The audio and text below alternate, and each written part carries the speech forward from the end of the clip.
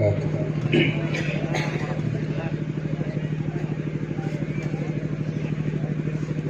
الحمد لله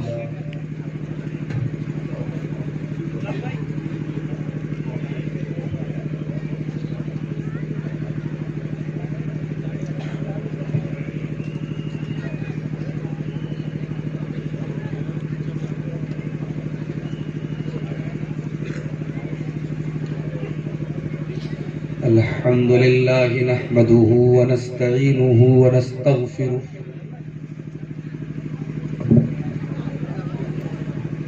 ونعوذ بالله من شرور أنفسنا ومن سيئات أعمالنا من يهده الله فلا مضل له ومن يضلل فلا هادي له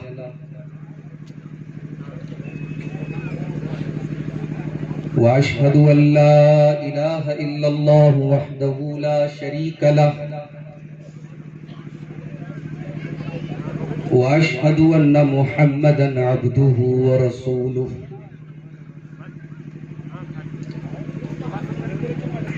يا أيها الذين آمنوا اتقوا الله حق تقاته ولا تموتن إلا وأنتم مسلمون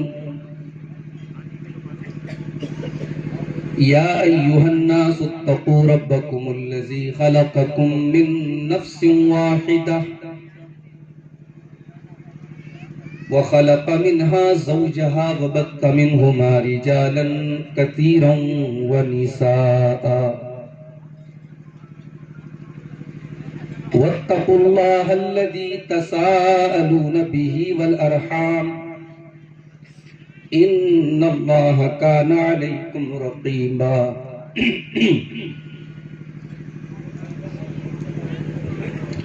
يا أيها الذين آمنوا اتقوا الله وقولوا قولا سديدا يصلح لكم أعمالكم ويغفر لكم ذنوبكم ومن يطع الله ورسوله فقد فاز فوزا عظيما أما بعد فإن خير الحديث كتاب الله وخير الهدي هدي محمد صلى الله عليه وسلم وشر الأمور محدثاتها وكل محدثة بدعة وكل بدعة ضلالة وكل ضلالة في النار.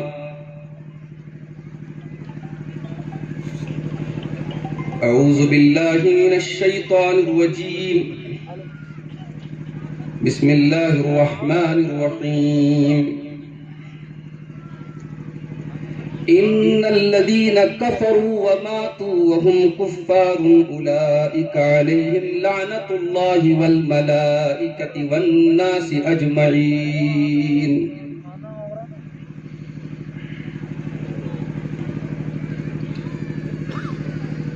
ہم محب صحابہ جو ٹھہرے جان و دل ان پہ وارے ہوئے ہیں ان کی عظمت کا کیا ہے ٹھکانہ جو نبی کے سوارے ہوئے ہیں ان کی عظمت کا کیا ہے ٹھکانہ جو نبی کے سوارے ہوئے ہیں ہم محب صحابہ جو ٹھہرے جان و دل ان پہ وارے ہوئے ہیں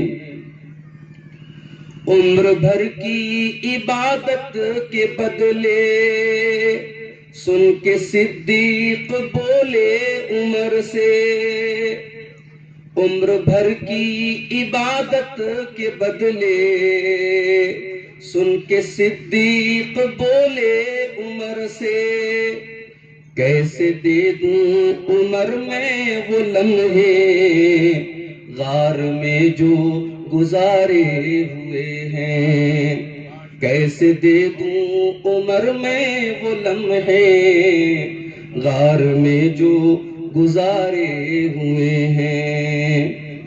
رات مانگا نبی نے عمر کو، صبح کرنے لگے عرض آ کر۔ رات مانگا نبی نے عمر کو، صبح کرنے لگے عرض آ کر۔ اپنے قدموں میں آقا بٹھا لو، آج سے ہم تمہارے ہوئے ہیں۔ اپنے قدموں میں آقا بٹھا لو، آج سے ہم تمہارے ہوئے ہیں۔ اپنے آقا کی چاہت میں عثمان مال و زر سب لٹا کر یہ بولے۔ اپنے آقا کی چاہت میں عثمان مال و زر سب لٹا کر یہ بولے۔ راہ حب محمد میں لوگوں کب کسی کو خسارے ہوئے ہیں۔ راہ حب محمد میں لوگوں کب کسی کو خسارے ہوئے ہیں۔ مجھ کو لوگوں وہ محبوب ہوگا، کل جو مرحب کو جو مات دے گا۔ مجھ کو لوگوں وہ محبوب ہوگا، کل کو مرحب کو جو مات دے گا۔ کل جو دیکھا تو تلوار حیدر اس کے سر میں اتارے ہوئے ہیں۔ کل جو دیکھا تو تلوار حیدر اس کے سر میں اتارے ہوئے ہیں۔ پیارے آقا کی آنکھوں کے تارے آپ کے دونوں پیارے نواسے۔ پیارے آقا کی آنکھوں کے تارے آپ کے دونوں پیارے نواسے۔ گلشن دین کو خون دے کر وہ جہاں میں نکھارے ہوئے ہیں۔ گلشن دین کو خون دے کر وہ جہاں میں نکھارے ہوئے ہیں۔ چاہتے ہو اگر نیک نامی تو صحابہ کی کر لو غلامی۔ چاہتے ہو اگر نیک نامی تو صحابہ کی کر لو غلامی۔ جن کے رستے پہ چل کر ہمیشہ اپنے وارے نیارے ہوئے ہیں۔ ہم محب صحابہ جو ٹھہرے جان و دل ان پہ وارے ہوئے ہیں۔ صدر محترم، علماء کرام، محترم بزرگوں، نوجوان ساتھیوں، ماؤں اور بہنوں، پیارے بچوں، مدھیہ پردیش کے ضلع سیونی کے اس علاقے کانی واڑہ میں ہمارے بڑے عزیز، اور یہ میرے لیے بڑی سعادت کی بات ہے کہ 2 ہی مہینہ صحیح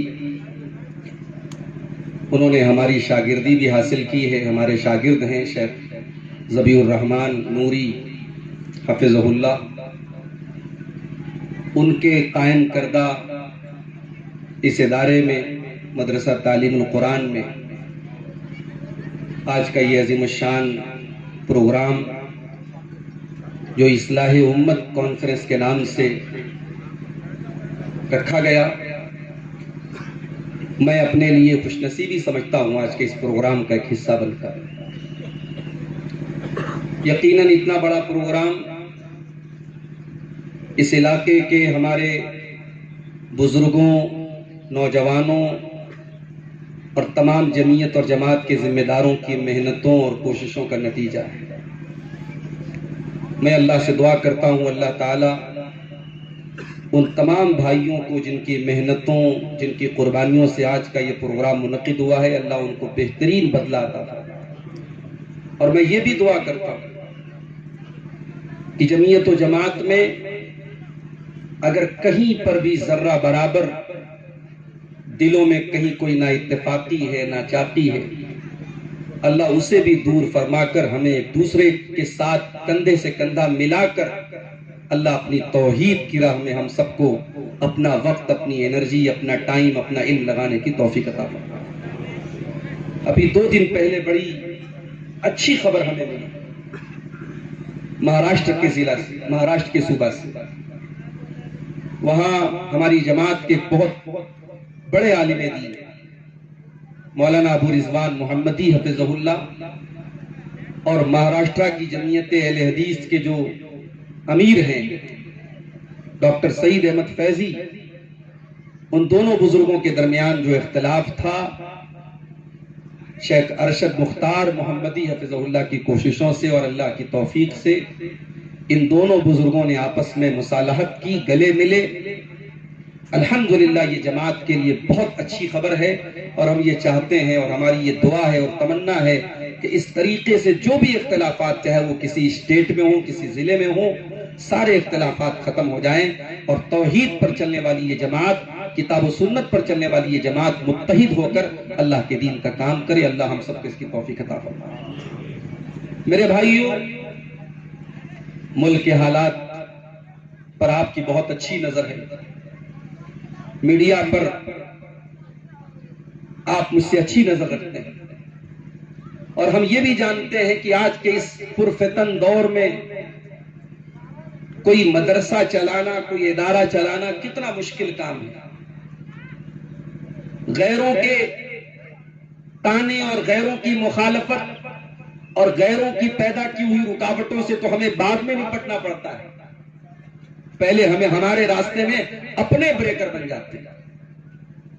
ایک ایسے ماحول میں ہمارے شیخ ذبیح الرحمان صاحب نے یہ ادارہ کھولا، اور الحمدللہ ادارے کے پاس ایک بھرپور جگہ اور زمین بھی ہے، اور دھیرے دھیرے تقریباً 8 سال کے عرصے میں اس ادارے نے اس علاقے میں اپنی ایک پہچان بنائی ہے، اور شیخ نے جیسا کہ مجھے بتایا تقریباً 160 طلبہ اور طالبات ابھی یہاں پہ زیر تعلیم ہیں۔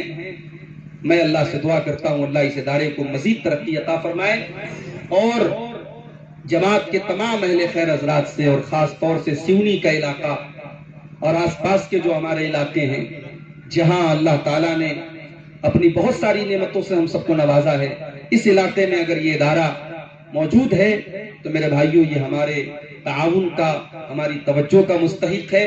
آپ حضرات دل کھول کر کے اس ادارے کا تعاون بھی کریں، اور آئندہ جب ہم آئیں تو یہ ادارہ اور ترقی کرے، اور یہاں شعبے جات میں اضافے ہوں، اور اچھی یہاں تعلیم ہو، اور اچھا اسٹاف ہو، اور اچھی سہولیات یہاں طلبہ اور طالبات کو ملے۔ اللہ تعالیٰ ہم سب کو اس کی توفیق عطا فرمائے، آمین۔ میرے بھائیوں، میرے بعد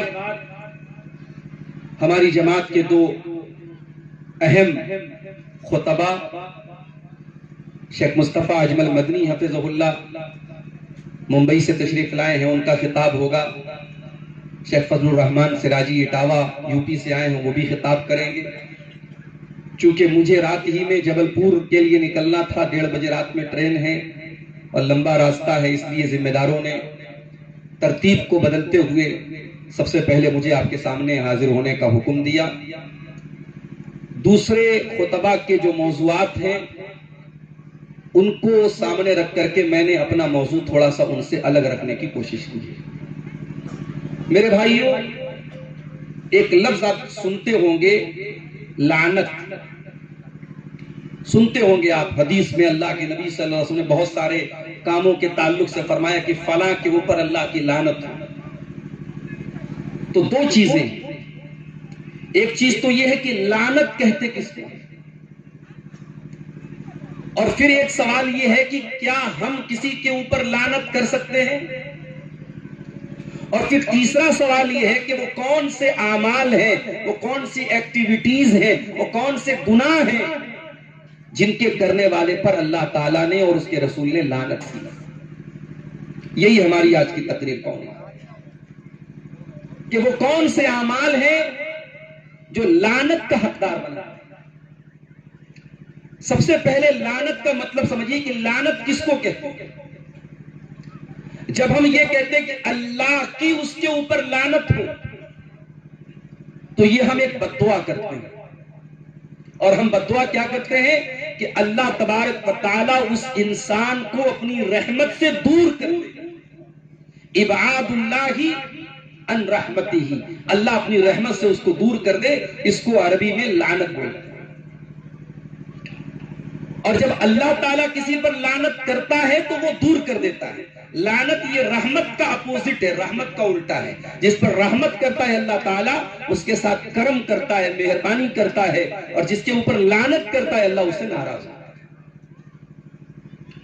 اس کائنات میں سب سے پہلا اگر کوئی ملعون انسان ہے، سب سے پہلا کوئی ملعون شخص ہے تو وہ ابلیس ہے. سب سے پہلا ملعون شخص اگر کوئی ہے تو ابلیس ہے. جب اللہ تعالیٰ نے حضرت آدم کو پیدا کیا اور سارے فرشتوں کو حکم دیا کہ تم آدم کو سجدہ کرو، اور فرشتوں کے ساتھ ابلیس باوجود اس کے کہ وہ جن تھا فرشتوں کے ساتھ رہتا تھا اور اس حکم میں وہ شامل تھا، تو ابلیس کو بھی اللہ نے حکم دیا کہ تم بھی سجدہ کرو. تو ابلیس نے سجدہ نہیں کیا. اللہ نے فرمایا قال یا ابلیس ما منعك ان تسجد لما خلقت بيدي استكبرت ام كنت من العالين. اے ابلیس تو کیوں نہیں کر رہا ہے آدم کو سجدہ؟ جب میرا حکم ہے کہ تو آدم کو سجدہ کر جس کو میں نے اپنے ہاتھوں سے پیدا کیا ہے، تو کیوں نہیں کر رہا ہے؟ کیا تو گھمنڈی ہے؟ کیا تو تکبر کر رہا ہے؟ اپنے آپ کو بہت بڑا سمجھ رہا ہے؟ کیوں نہیں کر رہا ہے؟ قال انا خیر منہ خلقتنی من نار وخلقتہ من طین. ابلیس نے کہا کہ اے اللہ میں آدم کو سجدہ نہیں کر سکتا. کیوں؟ I am better than him، میں اس سے بہتر ہوں. اے اللہ تو نے مجھے آگ سے بنایا ہے اور آدم کو مٹی سے بنایا ہے. آگ سے پیدا ہونے والی چیز مٹی سے پیدا ہونے والی چیز کو سجدہ کرے یا نہیں ہو سکتا. پتہ یہ چلا کہ اللہ کا حکم آ جانے کے بعد قیاس کرنا، نص کے مقابلے میں قیاس کرنا، اللہ کی شریعت کے مقابلے میں اپنی منطق لگانا، اپنی لاجک لگانا، یہ کام دنیا میں سب سے پہلے ابلیس نے کیا تھا. جہاں اللہ کا حکم آ جائے وہاں لاجک نہیں کام کرتا. جاڑے کا موسم ہے، ہم اور آپ موزہ پہنتے ہیں، چاہے وہ کپڑے کا کاٹن کا موزہ ہو چاہے وہ چمڑے کا ہو. اللہ کے نبی صلی اللہ علیہ وسلم دونوں پر مسا ثابت ہے، جوربین پر بھی ثابت ہے، خفین پر بھی ثابت ہے. چمڑے کا موزہ پہنے ہو تب بھی اور کپڑے کا موزہ پہنے ہو تب بھی. اگر اپنے گھر میں ہیں، مقیم ہیں، تو 24 گھنٹہ تک آپ اس پر مسا کر سکتے ہیں، اور سفر میں ہے تو 3 دن اور 3 رات آپ کر سکتے ہیں. جب ہم مسا کرتے ہیں موزے کے اوپر تو اوپر کرتے ہیں. حضرت علی کہتے ہیں کہ لو کان الدین بالرأی، اگر دین کی بنیاد لاجک پر ہوتی، دین اگر لاجک کے حساب سے چلتا، دین رائے کے حساب سے چلتا، دین ہمارے اور آپ کے اوپینین کے حساب سے چلتا، تو مسا جو ہے وہ موزے کے اوپر نہیں ہونا چاہیے، نیچے ہونا چاہیے.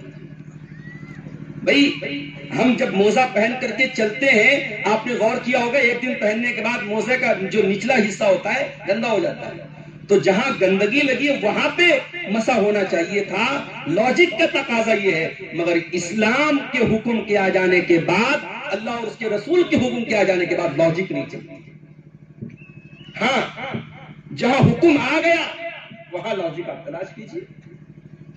مثال کے طور پہ نماز پڑھنے کا اللہ نے حکم دیا ہے. اب نماز پڑھنے سے اگر کوئی جسمانی فائدہ ہو رہا ہے، کوئی مینٹل فائدہ ہو رہا ہے، کوئی سائیکولوجیکل فائدہ ہو رہا ہے، آپ تلاش کرتے رہیے فائدہ. جب حکم ثابت ہو جائے تب حکمت تلاش کیجیے. کسی منطق کی وجہ سے اللہ کے حکم کو ٹھکرایا نہیں جا سکتا. یہ ابلیس کا طریقہ. ابلیس نے کہا میں سجدہ نہیں کروں گا، میں تو بہتر ہوں آدم سے. اے اللہ تو نے مجھے آگ سے بنایا، آدم کو مٹی سے بنایا، میں کیوں آدم کے آگے سجدہ کروں؟ قال فاخرج منها فإنك رجيم وإن عليك لعنتي إلى يوم الدين. اللہ نے کہا اے مردود نکل جا تو ہماری بارگاہ سے، نکل جا ہماری رحمت سے، تو مردود ہے، تو رجیم ہے، اور قیامت تک اب تیرے اوپر میری لعنت برستی ہے۔ اللہ نے قیامت تک کے لیے ملعون قرار دے دیا ابلیس کو۔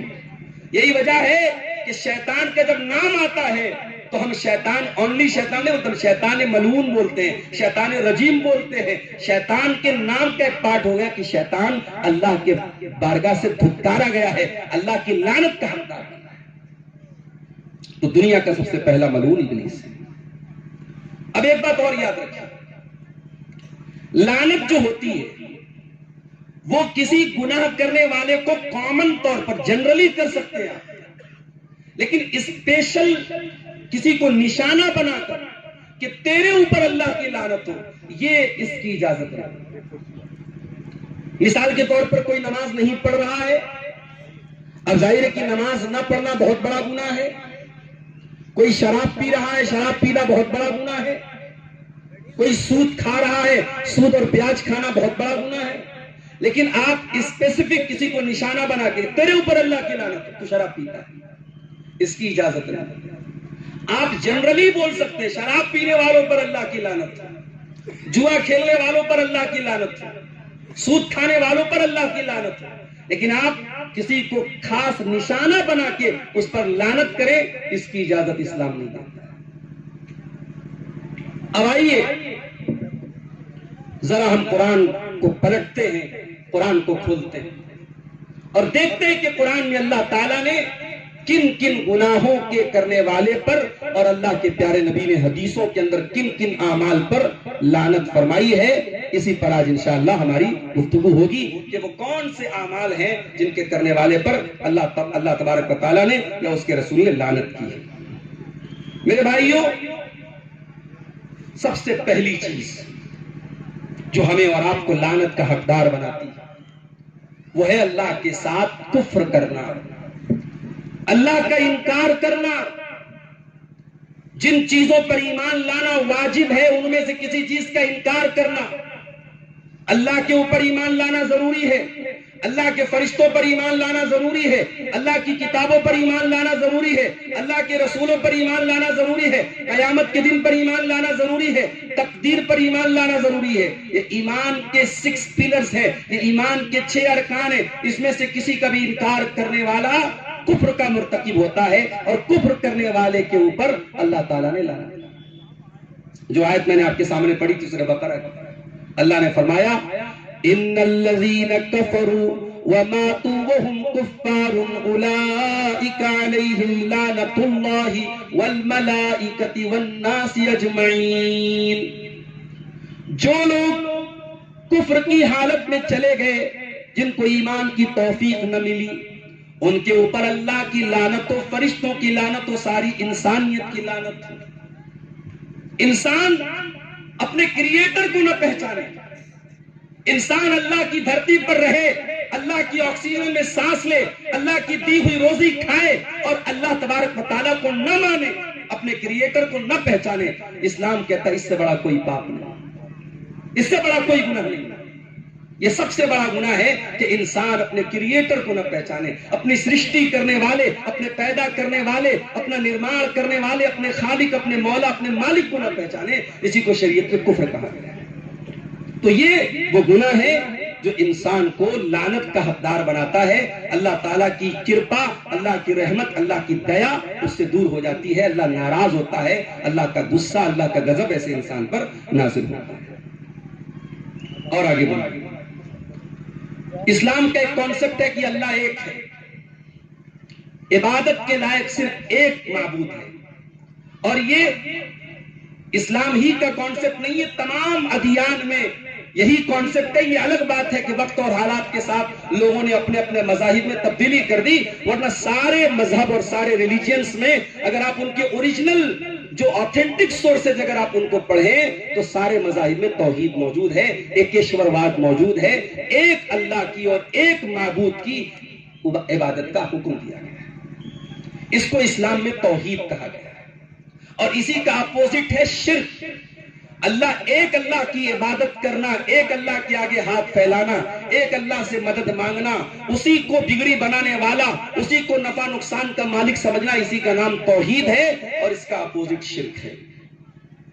شرک کرنے والے پر بھی اللہ کی لعنت برستی ہے۔ اللہ تبارک و تعالی شرک کرنے والے پر بھی اپنی لعنت کرتا ہے۔ اللہ کے پیارے نبی صلی اللہ علیہ وسلم نے اپنی وفات کے پہلے، اپنے انتقال سے پہلے، دنیا سے جانے سے پہلے، جب آپ بیمار تھے، اپنی بیماری کے دنوں میں آپ نے بد دعا کی تھی۔ آپ نے کہا تھا لعن اللہ الیہود والنصارى اتخذوا قبور انبیائہم مساجد، اللہ کی لعنت ہو یہود و نصارہ کے اوپر، انہوں نے اپنے نبیوں کی قبروں کو سجدہ کرنے کی جگہ بنا لیا۔ یعنی اسلام میں کسی کی قبر پر بھی سجدہ کرنے کی اجازت نہیں۔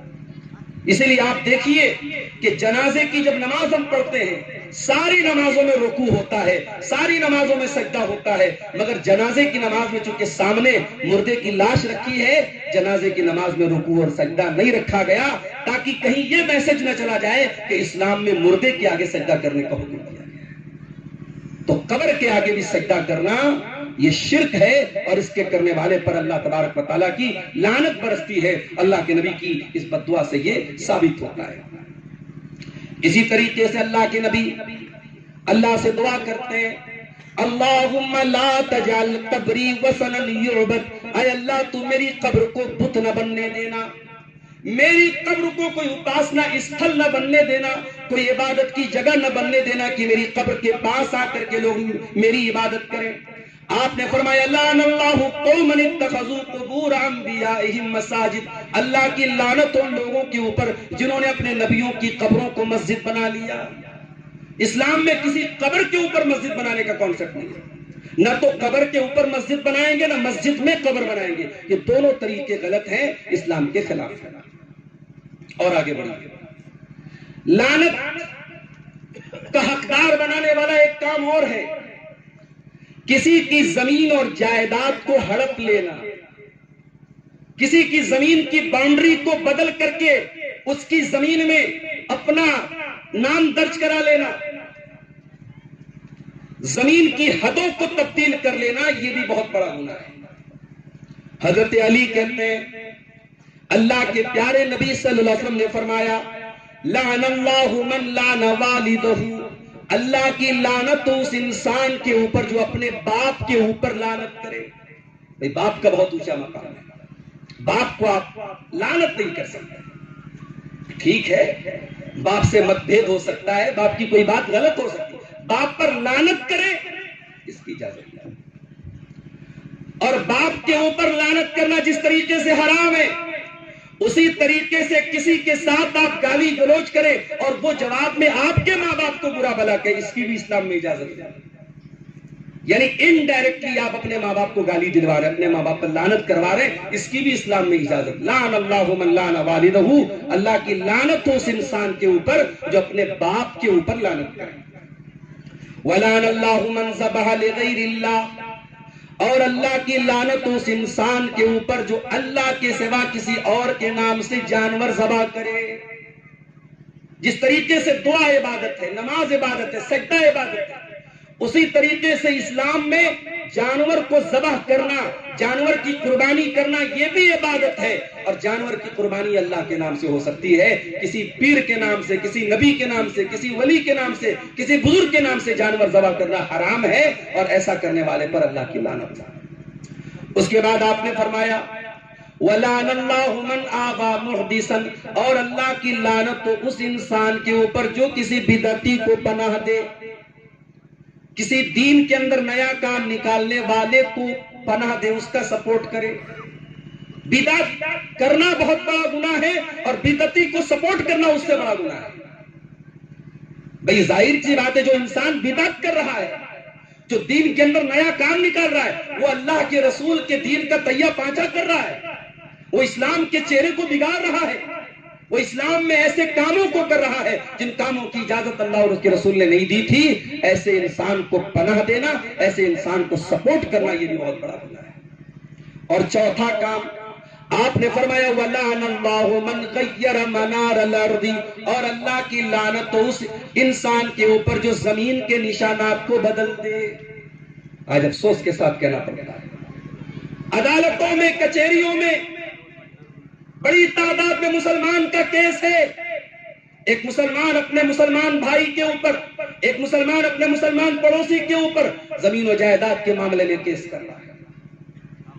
میرے بھائیوں، یہ زمین، یہ جائیداد سب یہی رہ جائے گی، سب ٹھاٹ پڑا رہ جائے گا جب لاد چلے گا بنجارا۔ نہ یہ زمین ساتھ میں جائے گی، نہ یہ جائیداد ساتھ میں جائے گی، نہ روپیہ پیسہ ساتھ میں جائے گا۔ ذرا سی زمین و جائیداد کے لیے جو تمہارے کام بھی نہیں آنے والی ہے بھائی، زیادہ سے زیادہ یہ ہوگا آپ کے مرنے کے بعد آپ کی اولاد اس مکان میں رہے گی۔ اپنی اولاد کے سکھ کے لیے آپ اپنی آخرت برباد کریں گے، کون سا منافع کا سودا ہے میرے بھائی؟ یہ بہت بڑے گھاٹے کا سودا ہے۔ خبردار، کسی کی 1 انچ زمین پر بھی ناجائز قبضہ کرنے سے پہلے انسان 1000 بار سوچے اللہ کو کیا جواب دے گا۔ دنیا میں ہم کسی دوسرے کنٹری میں جاتے ہیں، انڈیا والے جب حج کرنے جاتے ہیں، وہاں انڈین کرنسی INR نہیں چلتا، وہاں سعودی کا ریال چلتا ہے۔ اگر آپ دبئی چلے جائیں، وہاں یونائٹڈ عرب امارات کا جو درہم ہوتا ہے وہ چلتا ہے۔ ہر دیش کی اپنی ایک کنٹری ہے، آخرت کی کنٹری بھی ہوگی، آخرت کی بھی ایک کرنسی ہوگی میرے بھائی۔ آخرت میں پیسے کے بدلے پیسہ، زمین کے بدلے زمین، جائیداد کے بدلے جائیداد نہیں دینا پڑے گا۔ وہاں آپ کو زمین کے بدلے، جائیداد کے بدلے، مال کے بدلے اپنی نیکیوں سے ہاتھ دھونا پڑے گا۔ آخرت کی کرنسی آپ کی نیکی ہوں گی، آپ کے گناہ ہوں گے۔ اگر آپ نے دنیا میں کسی کی زمین و جائیداد کو ناجائز طریقے سے لیا ہے، آپ کو اپنی نمازیں، اپنے صدقہ خیرات، اپنے حج اور عمرے، اپنی تمام عبادتوں سے ہاتھ دھونا پڑے گا۔ یہ بہت بڑے گھاٹے کا سودا ہے میرے پیارے ساتھیوں۔ اللہ کے نبی لعنت فرما رہے ہیں وَلَعَنَ اللَّهُ مَنْ غَيَّرَ مَنَارَ الْأَرْضِ، اللہ کی لعنت اس انسان کے اوپر جو زمین کے نشانات کو مٹاتا ہے۔ اور آگے بڑھیے، سود کھانے کھلانے والے کے اوپر بھی اللہ کی لعنت ہوتی ہے۔ اللہ کے پیارے نبی فرماتے ہیں، صحیح مسلم کی روایت ہے، لعن اللہ آکل الربا وموکلہ وکاتبہ وشاہدی۔ اللہ کے رسول فرماتے ہیں کہ سود کھانے والا، ابھی جمعہ کے بعد ایک صاحب نے سوال کیا تھا، بڑا اچھا سوال تھا، مجھے یاد آ گیا کہ اسلام میں گروی رکھنے کا کیا حکم ہے۔ مثال کے طور پر مجھے آپ سے قرضہ چاہیے، میں آپ کے پاس آیا، میں نے کہا بھائی صاحب مجھے آپ 50,000 روپے قرضہ دیں۔ آپ نے کہا نہیں صاحب میں آپ کو قرضہ تب تک نہیں دوں گا جب تک آپ گارنٹی کے طور پر کوئی چیز نہ دیں۔ تو میں نے گارنٹی کے طور پہ آپ کو اپنا موبائل دے دیا اور آپ نے اس گارنٹی کو قبول کیا اور آپ نے مجھے 50,000 روپیہ دے دیا۔ بات سمجھ میں آئی؟ اس ٹرانزیکشن کو اسلام میں رہن کہتے ہیں۔ اور جو انسان اپنا سامان گروی رکھتا ہے اس کو راہن بولتے ہیں، اور جس کے پاس سامان رکھوایا جاتا ہے اس کو مرتہن بولتے ہیں۔ سوال پوچھا گیا تھا جمعہ کے بعد کہ کیا گروی رکھنا صحیح ہے؟ صحیح ہے، مگر اس میں کنڈیشن ہے۔ کنڈیشن کیا ہے کہ جس سامان کو میں نے گروی رکھوایا ہے وہ سامان اپنے مالک کا ہی مانا جائے گا، جس کے پاس رکھوایا گیا ہے وہ مالک نہیں۔ اگر میں نے آپ سے 50,000 روپے قرضہ لیا ہے اور آپ کو اپنا موبائل دیا ہے تو موبائل پر قبضہ تو اس وقت آپ کا ہے مگر موبائل کا مالک میں ہوں۔ یہ پہلی بات یاد رکھیں۔ رہن میں جو سامان دی جائے گی گروی میں، وہ جس کا سامان ہے مالک وہی ہے، اور جس کے پاس رکھی گئی ہے وہ اس سے کوئی بینیفٹ نہیں اٹھا سکتا۔ اگر میں نے آپ کو اپنا کھیت دیا گروی کے طور پہ اور آپ میرے کھیت کی پیداوار سے فائدہ اٹھا رہے، حرام ہے۔ میں نے بکری دیا آپ کو گروی کے طور پہ، آپ بکری کا دودھ پی رہے، حرام ہے۔ آپ گروی رکھی گئی چیز سے بینیفٹ نہیں اٹھا سکتے۔ اب کوئی پوچھے کہ بھائی اس میں کیا حرج کی بات ہے؟ میں نے سامنے والے کو پیسہ دیا، اس نے مجھے زمین دی، اس نے مجھے کھیت دیا، اس نے مجھے بکری دی، میں بکری کا دودھ پی رہا ہوں، اس کا کیا نقصان ہو رہا ہے؟ بھائی میں نے پیسہ بھی تو دیا ہے۔ کامن سینس کے حساب سے کوئی کہہ سکتا ہے کہ بھائی اس میں کیا حرج کی بات ہے؟ حرج یہ ہے کہ اگر اس کی چھوٹ دے دی جائے تو لوگ کیا کریں گے؟ لوگ فری میں قرضہ نہیں دیں گے، لوگ کہیں گے نہیں بھائی ہم قرضہ تب دیں گے جب آپ ہم کو موبائل دیں گے، جب آپ ہم کو زمین دیں گے۔ اور اسلام یہ کہتا ہے کہ قرضہ فری آف کاسٹ ہونا چاہیے۔ قرضہ یہ کوئی کاروبار نہیں ہے. جب آپ کسی کو قرضہ دیتے ہیں، اسلام کہتا ہے کہ قرضہ یہ مرسی ہے، یہ رحمت ہے، یہ احسان ہے.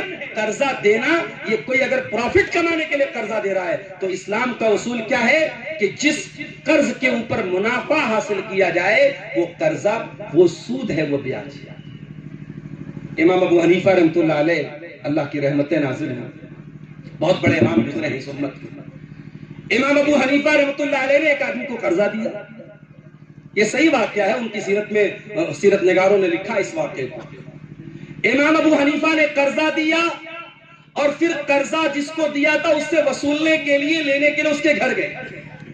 گرمی کا موسم تھا، امام صاحب دروازے پر کھڑے تھے، دھوپ نکلی ہوئی تھی. آدمی نے دروازہ کھولا. امام صاحب نے کہا بھائی میں قرضہ واپس لینے آیا ہوں، جو پیسہ میں نے آپ کو دیا تھا واپس لینا ہے. اس نے کہا امام صاحب بڑی دھوپ نکلی ہے، میرے مکان کے اندر کھجور کا پیڑ ہے، آئیے آرام سے کھجور کے پیڑ کے نیچے بیٹھیے، ٹھنڈا پانی پی لیجیے، کھجور کھا لیجیے، پیسہ میں دے دیتا ہوں. امام صاحب نے بڑی پیاری بات کی، کہا میرے بھائی میں اس وقت تجھ سے قرضہ لینے آیا ہوں، اور شریعت کا اصول یہ ہے کہ جس کو قرضہ دیا جائے اس سے قرضے پر کوئی پروفٹ، کوئی منافع نہ کمایا جائے. مجھے ڈر ہے اگر اس وقت جب میں تیرے گھر پیسہ لینے آیا ہوں، قرضہ لینے آیا ہوں، اگر میں تیرے مکان میں اگر کھجور کے پیڑ کے نیچے بیٹھ گیا اور ٹھنڈی چھاؤں کا فائدہ میں نے اٹھا لیا اور تیرے گھر کا ٹھنڈا پانی پی لیا، تو مجھے ڈر ہے کہیں یہ بھی بیاج میں شامل نہ ہو جائے. اللہ، یہ احتیاط تھی ہمارے اکابر کی، یہ احتیاط تھی ہمارے ائمہ کی، یہ احتیاط تھی سنت کے بہترین لوگوں کی. اور آج کے مسلمان کا طریقہ کیا ہے کہ بس مال آنا چاہیے. میرے بھائیوں، آج مسلمان بیاج خوری میں اس حد تک بڑھ چکا ہے، اپنے ہی مجبور مسلمان بھائی کی مدد کرنے کے بجائے اس کی مجبوری کا فائدہ اٹھاتا ہے اور سوچتا ہے کہ صاحب میرے پاس پیسہ ہے، میں ایسے قرضہ کیوں دوں. اس قرضے پر وہ پروفٹ کماتا ہے. یاد رکھو میرے بھائیوں، اسلام میں بیاج کھانا، سود کھانا، انٹرسٹ کھانا یہ حرام ہے، اور اتنا بڑا گناہ ہے اپنی سگی ماں کے ساتھ زنا کرنے کے برابر. اللہ کے نبی فرماتے سود کھانے والے پر اللہ کی لعنت ہو، سود کھلانے والے پر اللہ کی لعنت ہو، سود کی گواہی دینے والے پر اللہ کی لعنت ہو، اور سود لکھنے والے پر بھی اللہ کی لعنت ہو. اور آپ نے فرمایا کہ سب برابر ہیں، کھانے والا بھی برابر، کھلانے والا بھی برابر، لکھنے والا بھی برابر. ابھی کسی کا واٹس ایپ پر ایک سوال آیا تھا بنگلور سے کہ مولانا ایک کمپنی میں مجھے جاب مل رہی ہے، اور جس کمپنی میں جاب مل رہی ہے اس کمپنی میں الکوہل کا کام ہوتا ہے. وہ کمپنی جائز چیزوں کا بھی کام کرتی ہے لیکن الکوہل کا بھی کام کرتی ہے، اس کمپنی کا پروڈکٹ الکوہل بھی ہے، تو کیا میں اس میں کام کر سکتا ہوں؟ تو میں نے یہی جواب دیا تھا کہ اسلام میں جو چیز حرام ہے اس کی تجارت بھی حرام ہے. اگر الکوہل حرام ہے، شراب حرام ہے، تو آپ شراب کا بزنس کریں، اس کی اسلام میں اجازت نہیں ہے. اور جب شراب کا بزنس نہیں کر سکتے تو شراب کا بزنس کرنے والے کیا جاب کرنا بھی آپ کے لیے جائز نہیں ہے. اسلام کا بہت سیدھا سا اصول کیا ہے کہ برائی کے کام میں کسی کا سپورٹ نہیں کیا جائے گا، غلط کام میں کسی کا سپورٹ نہیں کیا جائے گا. وَلَا تَعَاوَنُوا عَلَى الْإِثْمِ وَالْعُدْوَانِ، برائی اور گناہ کے کام میں، پاپ کے کام میں کسی کی بھاگیداری نہ کی جائے، کسی کا ساتھ نہ دیا جائے. میرے بھائیوں، آج بہت سارے مسلمان سود اور بیاج کے معاملے میں اس دلدل میں پھنسے ہوئے ہیں. اللہ ہم سب کی حفاظت فرمائے. سود کھانے والے پر اور کھلانے والے پر اللہ کے پیارے نبی نے لعنت کی ہے. اور آگے بڑھا، آج کل ایک نیا سسٹم چلا ہے ٹیٹو بنوانا. اب بعض لوگ تو صاحب ٹیٹو جو بنواتے ہیں کسی کے ساتھ تعلق ہے، لگاؤ ہے، محبت ہے، ریلیشن شپ ہے، اس کے نام کا ٹیٹو بنواتے ہیں. اور بعض لوگ تو سنا کہ کئی ناموں کا ٹیٹو بنوا لیتے ہیں. بعض شوہر اپنی بیویوں کے نام کا ٹیٹو بنواتے ہیں، بیویاں شوہر کے نام کا ٹیٹو بنواتی ہیں. یہ جو ٹیٹو بنوایا جاتا ہے یا جس کو حدیث میں وشم کہا گیا، گدنا گودنا یا گدنا گدوانا، یہ کام بھی بہت بڑا گناہ ہے اور اس کے کرنے والے پر بھی اللہ کے نبی نے لعنت کی. آئیے حدیث پڑھتا ہوں. بخاری شریف کی روایت ہے، عبداللہ بن مسعود رضی اللہ تعالیٰ عنہ کہتے ہیں لعن اللہ الواشمات والمتوشمات والمتنمسات والمتفلجات للحسن المغیرات خلق اللہ. عبداللہ بن مسعود کہتے ہیں کہ اللہ کی لعنت ہو ایسی عورتوں پر جو گدنا گودتی ہیں، گدنا گدواتی ہیں، ٹیٹو بناتی ہے، ٹیٹو بنواتی ہے، ایسی عورتوں پر اللہ کی لعنت ہو جو اپنے آئی برو کو نوچتی ہے، اپنے آئی برو کو چھاٹتی ہے۔ اگر کسی عورت کی آنکھوں کی جو بھو ہے وہ یعنی نارمل سے بہت زیادہ ہے، یعنی بالکل الگ لگ رہی ہے، اس کے جو ایک نسوانی حسن ہوتا ہے اس کے خلاف ہے، یا کسی عورت کو چہرے پر اننیسیسری بال نکلا ہے تو اس کو ٹھیک ہے بھائی، وہ اس کو ریموو کروا سکتی ہے، لیکن خوبصورتی کے نام پہ، میک اپ کے نام پہ اچھی خاصی آئی برو کو جو ہے کاٹ دینا یا نوچ لینا یا اس کو سیٹ کرانا، یا اسی طریقے سے عرب میں اس زمانے کا فیشن تھا، دانتوں کے بیچ میں گیپنگ کرواتی تھی، اچھے بھلے دانتوں کے بیچ میں گیپنگ کروا لیتی تھی۔ اللہ کے نبی نے کہا ان سارے کاموں پر اللہ کی لعنت ہے۔ جو عورتیں اللہ کی تخلیق کو بدلتی ہیں، اللہ کے کریشن کو بدلتی ہیں، عورت ہو کر مرد بننے کی کوشش کرتی ہیں، یا جو مرد عورتوں کا حلیہ اپناتے ہیں، بات پہنچ رہی کہ نہیں آپ تک؟ جو مرد عورتوں کا حلیہ اپناتے ہیں، اب ذرا مجمع میں دیکھ لو کہ کون مرد ہے جو عورتوں کا حلیہ اپناتے ہیں۔ اللہ تعالیٰ نے مردوں کو الگ بنایا ہے، عورتوں کو الگ بنایا ہے، تو جو مرد عورتوں کا حلیہ بنائے اور جو عورتیں مردوں کا حلیہ بنائے ان کے اوپر اللہ کی لعنت ہے۔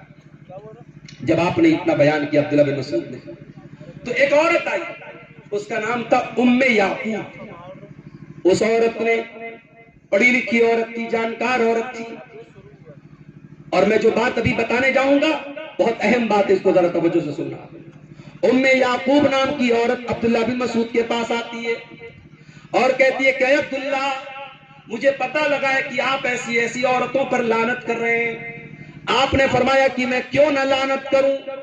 جس عورت کے اوپر اللہ کے رسول نے لعنت کی ہے ومن ہوا فی کتاب اللہ، اور جس کا ذکر اللہ کی کتاب میں بھی موجود ہے۔ اب وہ عورت کیا کہتی ام یعقوب؟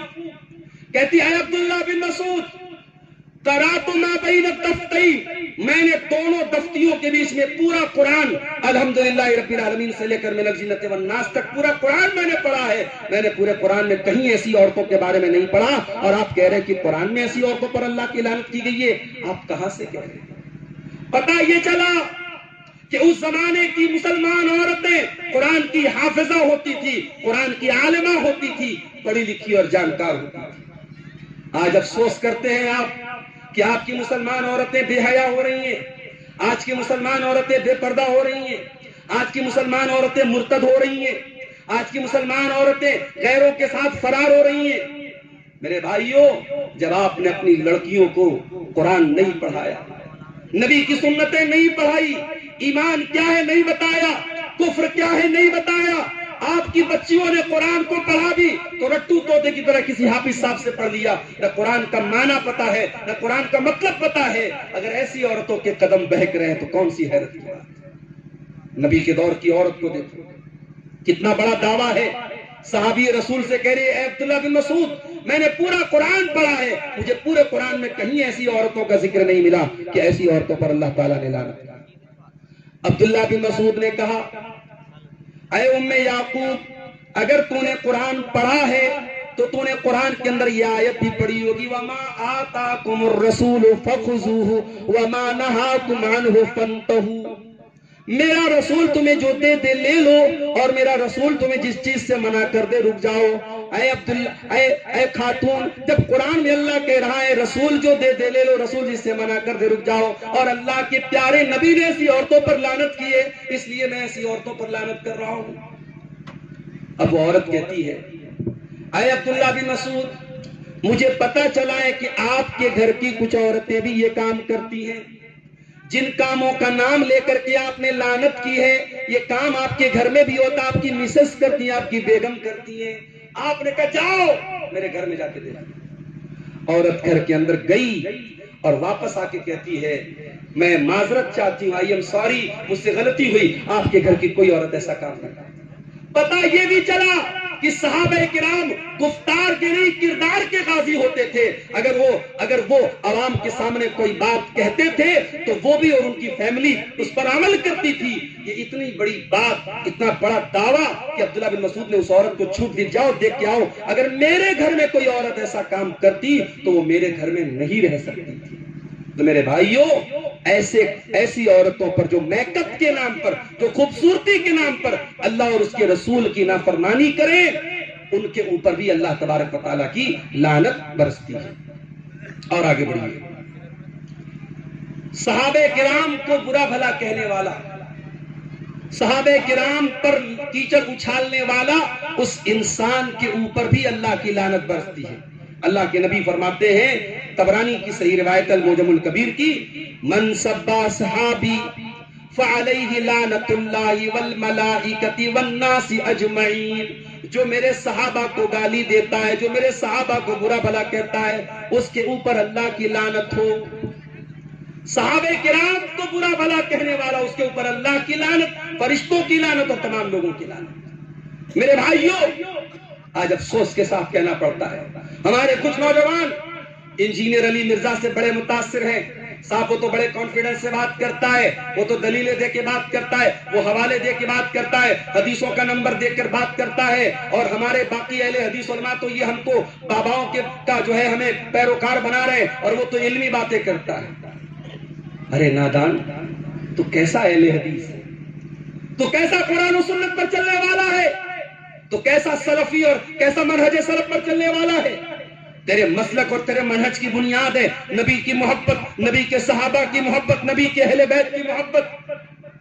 جو انسان تجھے صحابہ کرام سے بدگمان کرے، جس انسان کو سننے کے بعد تیرے منہ سے حضرت معاویہ کے بارے میں یا کسی صحابی کے بارے میں بدتمیزی کے الفاظ نکلتے ہوں، یہ صاف پہچان ہے اس انسان کے گمراہ ہونے کی، یہ صاف پہچان ہے اس انسان کے غلط ہونے کی۔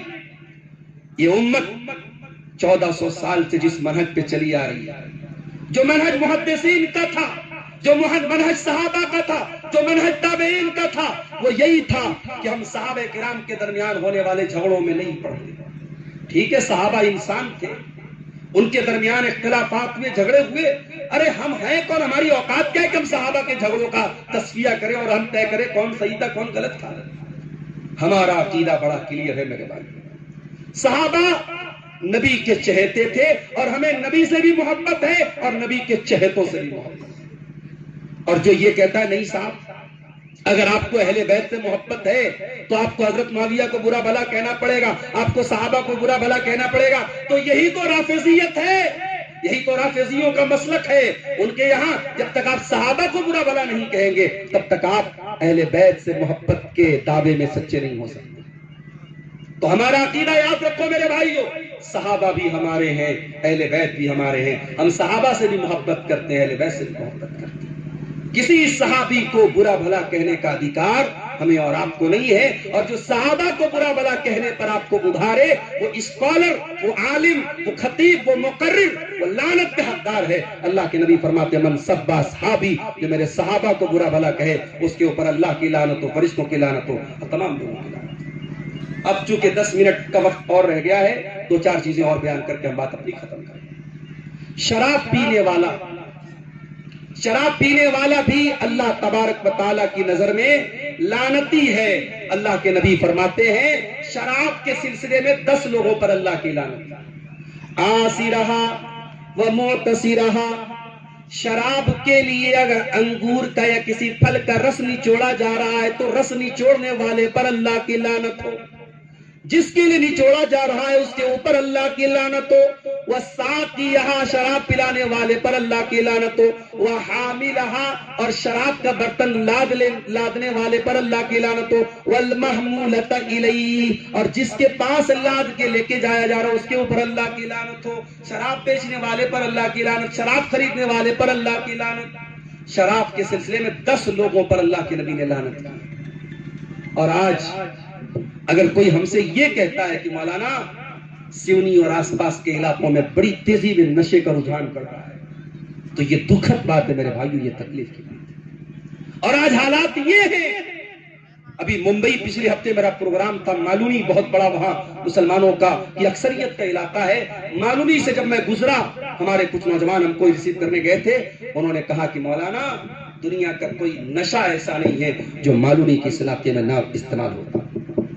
آج حالات یہ ہیں کہ ہمارا نوجوان نشے کے اندر بھی جدت پیدا کر رہا ہے، سائیکل اور بائک کا جو پنچر بناتے ہیں اس پنچر میں جو سولیشن استعمال ہوتا ہے، جو جس کے ذریعے چپکایا جاتا ہے ٹائر کو، اس سولیشن تک کو نشہ خور لوگ نشہ کے طور پہ استعمال کرتے ہیں۔ زنڈو بام جو سردی زکام میں بدن پہ لگانے والی ایک دوا ہے، ایک بام ہے، اس بام کو بن کے اوپر اور روٹی کے اوپر اور بریڈ کے اوپر لگا کے کھا جاتے ہیں۔ یہ نشہ خور، نشے کی الگ الگ شکلیں۔ اور ابھی آپ کسی سیونی کے ایک بھائی نے مجھ کو بتایا کہ کینسر ہاسپٹل میں جب وہ جاتے ہیں معائنہ کرنے، بڑی تعداد میں مسلمان بھی وہاں موجود ملتے ہیں، اور جب پوچھو کہ یہ کینسر کی بیماری کیوں آئی، سگریٹ کی عادی ہے، بیڑی کی عادی ہے، گٹکے کی عادی ہے۔ اے مسلمان، تیرا تو کام ہونا چاہیے تھا نشے کا وروਧ کرنا، تو دنیا سے نشے کو ختم کرنے آیا تھا۔ تیرے نبی کی ایک دعوت پر اور ایک آواز پر مدینہ میں شراب کے برتن توڑ دیے گئے، اور مدینہ کی گلیوں میں پانی کی طرح شراب بہا دی گئی۔ تو شراب پیتا ہے، تو نشہ کرتا ہے۔ میرے عزیزوں، مسلمان کو تو اللہ کی توحید اور اللہ کی رضا کے لیے جینا اور مرنا ہے۔ اس نشے سے بڑا کوئی نشہ نہیں ہو سکتا۔ یہ جنون ہو جائے آپ کا، یہ پیشن ہو جائے آپ کا، میری زندگی کا مقصد تیرے دین کی سرفرازی، میں اسی لیے مسلمان، میں اسی لیے نمازی۔ ارے جس کے دل میں یہ نشہ آ جائے کہ مجھے اللہ کو راضی کرنا ہے، وہ راتوں میں اپنا بستر چھوڑ کے تہجد کی نماز پڑھتا ہے میرا بھائی۔ جس کے دل میں جہنم سے ڈرنا اور جنت کے حصول کا نشہ پیدا ہو جائے، وہ راتوں کو تنہائیوں میں بیٹھ کر اللہ کے سامنے گر گڑاتا ہے کہ اے اللہ ربنا اصرف عنا عذاب جہنم، اے اللہ ہمیں جہنم کے عذاب سے بچا لے، ان عذابھا کان غراما، جہنم کا عذاب بڑا دردناک ہے۔ تو میرے عزیزوں، میں نے بعض بزرگوں کو دیکھا یہاں پہ کہ صاحب وہ کونے میں بیٹھ کے بیڑی پی رہے ہیں، عمر 70 سال ہو گئی، عمر 60 سال ہو گئی، ہم کہہ سکتے ہیں کہ قبر میں پیر لٹکائے ہوئے ہیں، اب آخرت کے دن یعنی موت قریب ہے، دنیا کی زندگی ختم ہونے کی کگار پہ ہے۔ اس عمر میں بھی انسان اگر بیڑی کو نہیں چھوڑ رہا ہے، سگریٹ کو نہیں چھوڑ رہا ہے، نشے کو نہیں چھوڑ رہا ہے، کیا منہ دکھائیں گے میرے بھائیوں؟ اللہ اپنے بزرگوں سے بڑے احترام کے ساتھ کہتا ہوں، میرے بزرگوں، آپ آئیڈیل بنتے ہیں سماج کے، آپ آئیڈیل ہیں سماج کے، آپ کی بزرگی کو شوبھا نہیں دیتا۔ جتنے بزرگ ہمارے بھائی یہاں بیٹھے ہیں، اگر وہ بیڑی، سگریٹ، تمباکو، گٹکھا کے کسی بھی طریقے کے نشے کی لعنت میں گرفتار ہیں، اس نشے کو میرے بھائیوں چھوڑ دیں اور آگے بڑھیں۔ شوہر کا حق ادا نہ کرنے والی عورت پر بھی اللہ کی لعنت برستی ہے۔ میں یہ بات اس لیے بیان کر رہا ہوں کہ ہمارے یہاں بعض عورتیں کیا ہے صاحب، ہر جلسے میں جا رہی ہیں، ہر پروگرام میں جا رہی ہیں، جمعہ پڑھا کے میں نکلتا ہوں، لوگ کہتے ہیں مولانا مردوں سے زیادہ عورتوں کی بھیڑ تھی، جلسے میں مردوں سے زیادہ عورتوں کی بھیڑ تھی۔ یعنی جلسے اور تقریروں کو سننے کا تو بہت شوق ہے، لیکن وہی عورت جب اپنے گھر میں جاتی ہے تو اپنے شوہر سے ڈھنگ سے بات تک نہیں کرتی۔ یعنی شوہر کی خدمت کرنا تو بہت دور کی بات ہے، شوہر کی اطاعت کرنا تو بہت دور کی بات ہے، جو میاں بیوی کا ایک پرائیویٹ رشتہ ہے، اللہ تعالیٰ نے میاں بیوی کے درمیان جو اٹریکشن رکھا ہے، وہ عورت جو شادی میں جانے کے لیے آدھا گھنٹہ بیٹھ کر کے میک اپ کرتی ہے، کبھی شوہر کے لیے ڈھنگ کے کپڑے تک نہیں پہنتی، کبھی شوہر کے لیے اپنے آپ کو سجاتی نہیں، سنوارتی نہیں۔ میری پیاری ماں اور بہنوں، یہ آپ اپنے شوہروں کا حق کی ناقدری کر رہی ہیں اور اپنے آپ کو لعنت کا حقدار بنا رہی ہیں۔ اللہ کے پیارے نبی فرماتے ہیں، صحیح بخاری اور صحیح مسلم کی روایت ہے، اذا دعا الرجل امراته الى فراشه، اگر بیوی کو شوہر بستر پر بلائے، فابت، اور بغیر کسی مجبوری کے بیوی انکار کرے اور اسی حال میں شوہر رات گزارے، تو اللہ کے نبی فرماتے ہیں لعنتها الملائکۃ حتی تصبح، رات بھر فرشتے اس عورت پر اللہ کی فرشتے لعنت کرتے رہتے ہیں۔ فرشتے جس عورت کے اوپر لعنت کریں، سوچو اس عورت کی بدنصیبی کا کیا کہنا ہے۔ اس لیے میری ماں اور بہنوں، اپنے شوہر کی خدمت اور اطاعت کیجئے، شوہر کے جو حقوق ہیں اس میں آپ تلفی مت کیجئے۔ اسی طریقے سے ایک بہت بڑی برائی سماج میں عام ہو رہی ہے، قوم لوط کا عمل، مردوں کے اندر، نوجوان لڑکوں کے اندر، خاص طور سے جب سے انٹرنیٹ کا بہت زیادہ استعمال ہونے لگا اور گندی موویز نوجوانوں میں دیکھنے کا رجحان بڑھا، یہ برائی بھی سماج میں بڑی تیزی سے پھیل رہی ہے۔ قوم لوط کا عمل، مرد کا مرد کے ساتھ ریلیشن شپ قائم کرنا، یہ گندا اور خبیث کام جو اس دنیا میں سب سے پہلے لوط علیہ السلام کی قوم نے کیا تھا، یاد رکھو میرے بھائیو، یہ عمل چاہے دنیا کی عدالتیں اس کو ویلڈ قرار دے دے، دنیا کے قانون کی نظر میں یہ ویلڈ ہو جائے، لیکن اللہ کے دین میں یہ کبھی ویلڈ نہیں ہے۔ اللہ کے دین میں یہ بہت ہی خبیث اور بہت ہی گندا کام ہے۔ اللہ کے پیارے نبی فرماتے ہیں کہ لعن اللہ من عمل قوم لوط، کہ جو قوم لوط کا عمل کرتا ہے اس انسان کے اوپر اللہ کی لعنت ہو۔ آپ نے 3 مرتبہ فرمایا کہ جو قوم لوط والا عمل کرتا ہے اس کے اوپر اللہ کی لعنت ہو۔ اور بلکہ اسلامی قانون میں تو اس کی یہ جو سزا ہے، سزائے موت کا پراودھان ہے کہ اگر کوئی قوم لوط کا عمل کرتا ہے تو فاعل اور مفعول کو سزائے موت دی جائے گی۔ اسلامی قانون جہاں پر ہوگا وہاں پہ یہ سزا اس کو دی جائے گی۔ اسی طریقے سے ایک آخری چیز بیان کر کے بات ختم کرتا ہوں، حلالہ کرنا کروانا۔ بیوی کو شوہر نے طلاق دے دی، اب وہ شریعت یہ کہتی ہے کہ اگر بیوی کو شوہر نے تیسری طلاق دے دی تو تیسری طلاق کے بعد اب دونوں میاں بیوی ساتھ میں نہیں رہ سکتے، اب ان کے درمیان واپس دوبارہ نکاح نہیں ہو سکتا، نکاح کی کوئی کنڈیشن نہیں ہے۔ ہاں اگر وہ عورت کہیں اور شادی کرے اور وہ شوہر کسی وجہ سے اپنی بیوی کو طلاق دے دے تو اب وہ دوبارہ پھر وہ عورت اپنے پہلے والے شوہر سے نکاح کر سکتی ہے۔ تو اسلام نے ایک آپشن بتایا تھا، لوگوں نے اس کو طریقہ بنا لیا اور حلالہ کرنے اور کروانے لگے۔ اللہ کے پیارے نبی فرماتے ہیں لعن اللہ المحلل والمحلل لہ، حلالہ کرنے والے اور حلالہ کروانے والے پر اللہ کی لعنت ہو۔ اور ایک حدیث میں اللہ کے نبی نے صحابہ سے کہا الا اخبرکم بالتیس المستعار، کیا میں تم کو کرائے کے سانڈ کے بارے میں نہ بتا دوں؟ صحابہ نے کہا ضرور بتائیے اللہ کے رسول۔ آپ نے فرمایا کہ حلالہ کرنے والا یہ کرائے کا سانڈ ہوتا ہے، اور آپ نے کہا کہ اللہ کی لعنت ہو حلالہ کرنے اور کروانے والا۔ تو میرے عزیزوں، یہ چند کام ہیں جن کے اوپر کتاب و سنت میں اللہ تعالیٰ نے اور اس کے رسول نے لعنت کی۔ اور اسی طریقے سے جو عورتیں قبروں کی بہت زیادہ زیارت کرتی ہیں، کبھی کبھار قبرستان چلی جائیں الگ بات ہے، جو عورتیں بار بار قبروں پر جاتی ہیں، اللہ کے نبی نے ان عورتوں پر بھی لعنت کی۔ آپ نے فرمایا لعن اللہ زوارات القبور، بہت زیادہ قبروں پر کی زیارت کرنے والی اور بہت زیادہ قبرستان جانے والی عورتوں پر اللہ کی لعنت ہو۔ اور ایسا اس لیے آپ نے فرمایا کیونکہ عورتیں یہ جو ہے جذباتی ہوتی ہیں، جب بار بار قبرستان جائیں گی اور قبروں پر جائیں گی تو وہاں بدعت اور خرافات کر سکتی ہے، اس لیے آپ نے قبروں پر ان کو بہت زیادہ جانے سے منع کیا ہے۔ میرے عزیزوں، میرے بزرگوں، یہ لعنت کے چند افعال میں نے کتاب و سنت کی روشنی میں آپ کے سامنے بیان کیا ہے۔ میں امید کرتا ہوں کہ ہم ان اعمال سے اپنے دامن کو بچانے کی کوشش کریں گے۔ اللہ سے ہم دعا کرتے ہیں رب العالمین ہمیں اپنی لعنت سے اللہ رب العالمین محفوظ رکھے اور اپنی رحمتوں کا ہمیں حقدار بنائے، اور جو لعنت کا سبب بننے والے اعمال میں نے آپ کے سامنے بیان کیے ہیں، اللہ تعالیٰ ان اعمال سے ہم سب کو بچنے کی توفیق عطا فرمائے۔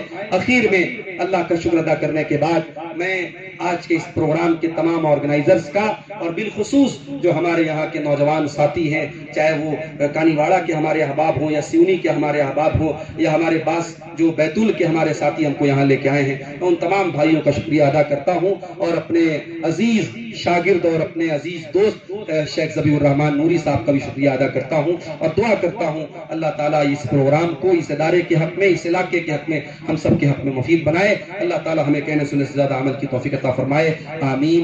وآخر دعوانا ان الحمدللہ رب العالمین، والسلام علیکم ورحمۃ اللہ وبرکاتہ۔